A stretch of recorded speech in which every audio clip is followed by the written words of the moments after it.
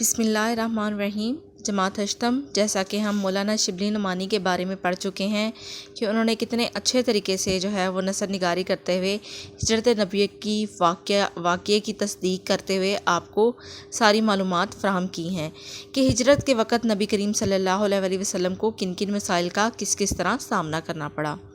مولانا شبلی نعمانی وہ ہمارے مصنف ہیں ہجرت نبوی کے۔ اس کے بارے میں نے آپ کو اسائنمنٹ میں کویسچن نمبر 1 کیا ہوا ہے۔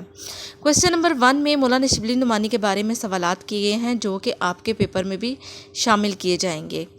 پہلا سوال میرا یہ تھا کہ مولانا شبلی نعمانی کب اور کہاں پیدا ہوئے۔ مولانا شبلی نعمانی قصبہ بندول، ضلع اعظم گڑھ، بھارت میں 1857 میں پیدا ہوئے۔ نیکسٹ کویسچن میں نے کیا تھا مولانا شبلی نعمانی کے والد کا نام اور پیشہ تحریر کریں۔ مولانا شبلی نعمانی کے والد کا نام حبیب اللہ تھا اور ان کا پیشہ جو تھا وہ وکالت تھی۔ اس کے بعد ہمارا نیکسٹ کویسچن آ جاتا ہے کن دو شخصیات کی صحبت سے مستفید ہونے کا مولانا شبلی نعمانی کو موقع ملا۔ تو وہ مولانا شبلی نعمانی کو سر سید احمد خان اور حالی، محسن الملک اور آرلنڈ جیسے افراد سے، شخصیات سے مستفید ہونے کا موقع ملا۔ ہمارا نیکسٹ کویسچن تھا دارۃ المعارف کی نظامت کا عہدہ کس نے سنبھالا۔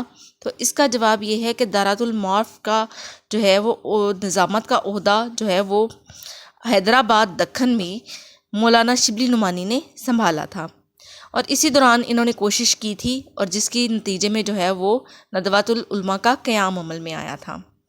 ہمارا نیکسٹ کویسچن یہ تھا کہ مولانا شبلی نعمانی کا ادارہ جو انہوں نے قائم کیا تھا اس کا نام کیا تھا۔ تو اس کا نام تھا دارالمنصفین، جو آج بھی کام کر رہا ہے۔ اس کے بعد نیکسٹ ہمارا کویسچن آ جاتا ہے مولانا شبلی نعمانی ان کی شہرت کا دار و مدار وہ کس پہ ہے۔ تو میں نے آپ کو پہلے بھی بتایا تھا کہ مولانا شبلی نعمانی کا وہ شمار بہت بڑے نثر نگاروں میں ہوتا ہے، نثر نگاری ہی آپ کی وجہ شہرت بنی۔ نیکسٹ آ جاتی ہے مولانا شبلی کا سب سے بڑا اور اہم کارنامہ کیا ہے۔ ان کا سب سے بڑا اور اہم کارنامہ یہ ہے کہ ان کا انداز بیان ہے جو انہوں نے نثر نگاری میں اس کا لوہا منوایا ہے۔ نیکسٹ ہمارا کویسچن آ جاتا ہے مولانا شبلی نعمانی کا شمار اردو ادب میں کس جگہ ہوتا ہے۔ تو ان کا وہ اردو ادب میں نہ صرف نثر نگاروں میں شمار ہوتا ہے بلکہ ان کا شمار وہ شاعروں میں بھی ہوتا ہے۔ پھر ہمارا اگلا کویسچن آ جاتا ہے مولانا شبلی نعمانی کی اہم تصانیف کون سی ہیں۔ ان کی اہم تصانیف کا ہم پہلے بھی ذکر کر چکے ہیں کہ ان کی اہم تصانیف وہ شعر العجم، الفاروق، المامون، سیرت النعمان، الغزالی، سوانح مولانا روم اور مصر اور سیرت النبی پر شامل وہ ان کی اہم تصانیف ہیں۔ اس کے بعد میں نے لاسٹ کویسچن کیا تھا کہ مولانا شبلی نعمانی نے کب وفات پائی۔ تو مولانا شبلی نعمانی نے 1914 میں وفات پائی۔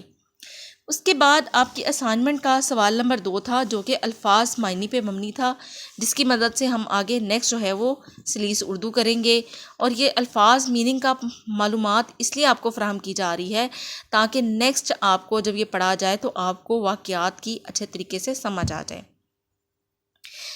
پہلا ہمارا تھا دعوت حق، مطلب اسلام کی دعوت دینا، وجود اقدس، مطلب نبی کریم صلی اللہ علیہ وسلم کا پاکیزہ وجود، حافظ عالم، مطلب دنیا کی حفاظت کرنے والا، حقیقی ہدف، مطلب اصل نشانہ، صاحب اثر سے مراد سردار ہے، عزم کا مطلب ارادہ ہے، تلوار کی جھنکاریں، مطلب دشمن کی موجودگی کا احساس ہونا، دارالایمان کا مطلب ہے امن کی جگہ، ستمگر کا مطلب ہے ظالم، منتظر کا مطلب انتظار کرنا، جان نثار کا مطلب جان قربان کرنے والا، کارساز کام بنانے والا، شرف کا مطلب ہے عزت، اختصار کا مطلب ہے وہ کام جو مختصر طور پہ بیان کیا جائے، دارالشورا کا مطلب ہے مشورہ کرنے کی جگہ، جلا وطن کرنا، وطن سے نکال دینا، معیوب کا مطلب ہے برا سمجھا جانا، مطلب عیب والا ہو، راؤسا وہ رئیس کی جمع ہے اور اس کا مطلب ہے مالدار، محاصرے کا مطلب ہے گھیرا ڈال لینا، عداوت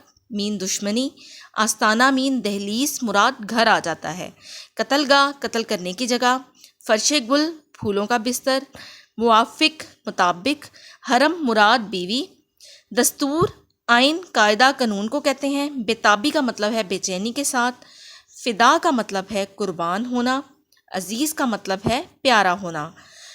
حسن عالم کا مطلب ہے دنیا پر احسان کرنے والا. کم سن چھوٹی عمر. قرارداد کا مطلب ہے جو بات طے کی جائے، جو معاہدہ جو قریش کے درمیان آپ کے ساتھ ہوا تھا اس کو کہتے ہیں. جبل سور مکہ سے جو 3 کلومیٹر فاصلے پر ایک پہاڑ ہے جہاں پہ نبی کریم صلی اللہ علیہ وسلم نے پناہ لی تھی، اس کا نام جبل سور ہے. پوشیدہ مطلب چھپا ہوا ہونا. بوسہ گاہ چومنے کی جگہ. خلائق مطلب خلقت، مطلب مراد اللہ تعالیٰ نے جو مخلوق بنائی ہوئی ہے. نوخیز جوانی کا مطلب ہے اٹھتی جوانی. شب مین رات. محبوس کا مطلب ہے حبس بیجا میں رکھنا. غار کا دہانا مطلب غار کا منہ. غم زدہ مین رنجیدہ. اجرت مطلب مزدوری. خون بہا اس زمانے میں یہ چلتا تھا کہ خون کے بدلے جو ہے وہ قیمت ادا کرنی ہوتی تھی، اسے خون بہا کہتے ہیں. ترکش کہتے ہیں وہ خول جہاں پہ تیر رکھے جاتے ہیں. گراں بہا مطلب بھاری قیمت. ہمتن چشم انتظار مطلب آپ کی نظریں جو ہیں وہ انتظار میں ٹکنا، کسی کے انتظار میں آنکھیں بچھا کر بیٹھنا. آثار نشانیاں کہتے ہیں. مکرر تجربے کا مطلب ہے دوبارہ تجربہ. ہمت پست ہو جانا مطلب ہمت ہار دینا. قرائن مطلب طور طریقے، یہ دونوں چیزیں اس میں شامل ہو جاتی ہیں. تڑکے مطلب صبح سویرے. یہ تھے الفاظ میننگ، اور ہم نے ساتھ مصنف کا تعارف پڑھا. اور آگے ہم نیکسٹ کویسچن کی انشاءاللہ اپنے نیکسٹ لیکچر میں ہم جو ہے کویسچن نمبر 3 اور کویسچن نمبر 4 کو اچھے طریقے سے حل کریں گے. یہ آپ کو کویسچن اسائنمنٹ کو حل کرنے کا طریقہ ہم پہلے سے بتا رہے ہیں تاکہ آئندہ نیکسٹ آپ کو اسائنمنٹ دی جائے تو اس میں میں جسٹ لیکچر دوں گی، آپ کو اس کے بارے میں آگاہی دوں گی ساتھ ساتھ، اور آپ نے اس کو سولو کرنا ہے. شکریہ.